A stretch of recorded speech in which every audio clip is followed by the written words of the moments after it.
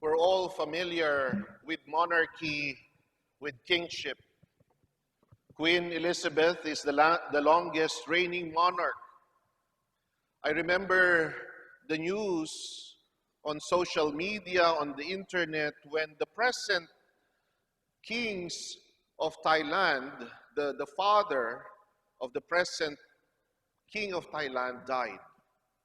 He was a very well-loved monarch of Thailand.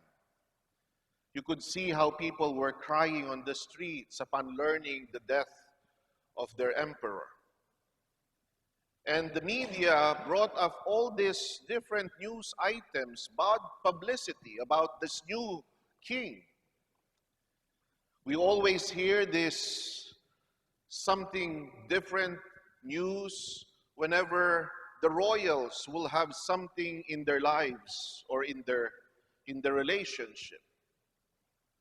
Monarchies and kings was not just during our time, but even during the time of Jesus. John the Evangelist, who presented to us the beautiful gospel at this culmination, at the end of the liturgical year, is one of the master dramatists among the four evangelists. He paints to us the scene where Pilate wrestled in what to do with Jesus. And so he asked Jesus, "Are you the king of the Jews?" Pilate, who is a politician, understands power and position and can relate to the idea of kingship. But as we learned, he himself does not get it. Kingship in the gospel, as St. John the Evangelist writes, is a spiritual symbol, a spiritual reality. And Jesus speaks of a different kingship where we come to know the true nature and the real mission of Jesus.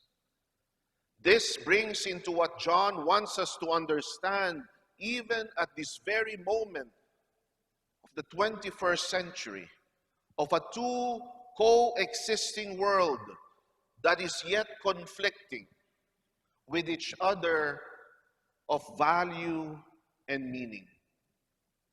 One is deadly, one perverts the truth, where the devil is at work.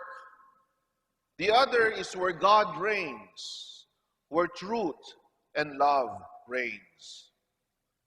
As disciples, we weave in between these two worlds, where we give in to the illusion presented by the evil one or the false self.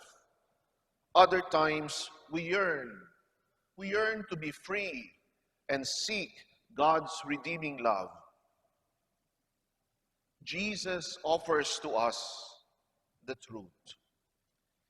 It is often difficult in our times to discern this truth, for the world offers us different opinionated ideas, false news, strong social media, the talk show radios, and to add more, the voices of politicians who are lobbying for power instead for justice and for the poor. Jesus asked us, my brothers and sisters, to allow him to be our king. A king who, with his word, his example, and his life, immolated on the cross and saved us from death. And this king indicates the path to those who are lost, that gives new light to our existence, marred by doubt, by fear, and by everyday trials and challenges that we face. But we must not forget that Jesus' kingdom is not of this world. He will give new meaning to our life, at times even put to difficult tests through our mistakes and our sins merely on the condition that we not follow the logics of the world and of its kings.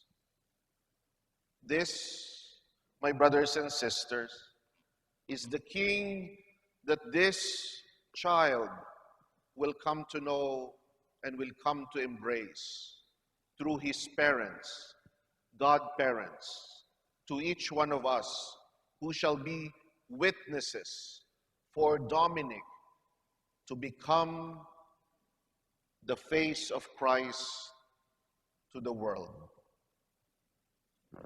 Jesus invites you and me this morning once again to his reign, to the heart of the truth, a kingdom of encounter, a kingdom of relationship, where mercy and love reigns.